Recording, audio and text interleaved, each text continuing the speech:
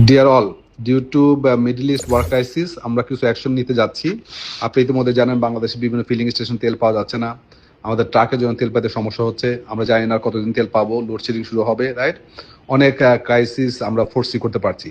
এই পরিপ্রেক্ষিতে আমরা যেটা করার চেষ্টা করছি সেটা হচ্ছে যে আজকে ডিও বন্ধ থাকবে। যেই পর্যন্ত ইন্ডিভিজুয়াল বিজনেস ইউনিট তার কত পার্সেন্ট প্রাইস বাড়িয়ে সে ডিওটা ওপেন করবে সেই সিদ্ধান্ত না নেয় সেই পর্যন্ত ডিওটা বন্ধ থাকবে আজকে, রাইট? সো প্লিজ বিজনেস ইউনিটের হেড এবং এফসি আপনারা দ্রুত নিজেরা বসে আপনার কি র মেটেরিয়াল আছে, কি প্রোডাকশন করবেন, রাইট, সেটা অনুযায়ী আপনি সিদ্ধান্ত নেন কত পার্সেন্ট প্রাইস বাই আপনি ডিওটা ওপেন করবেন, কখন ওপেন করবেন, রাইট?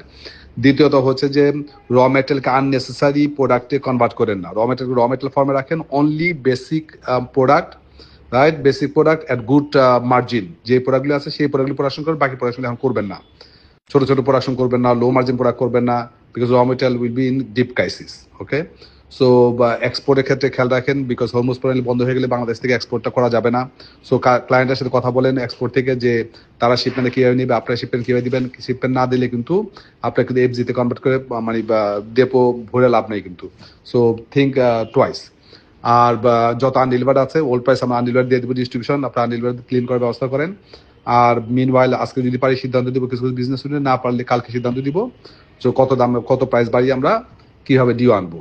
আর মার্কেটে যার কাছে যা আছে ডিলার কাছে সেটা রিটেলিং করতে এছাড়া বাকিটা আমরা জানাবো time to time. Thank you.